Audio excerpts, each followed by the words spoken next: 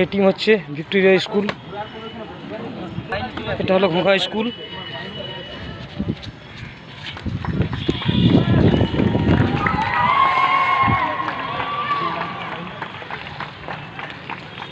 এরপর আমাদের সুব্রত কাপের সেমিফাইনাল খেলা শুরু হবে, Victoria versus Ghogha high school.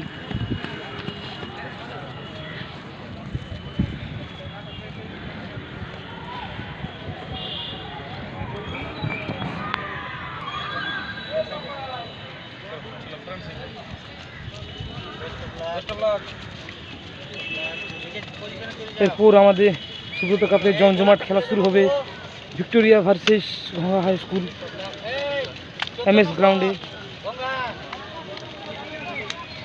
খেলা দেখার জন্য চোখ রাখুন।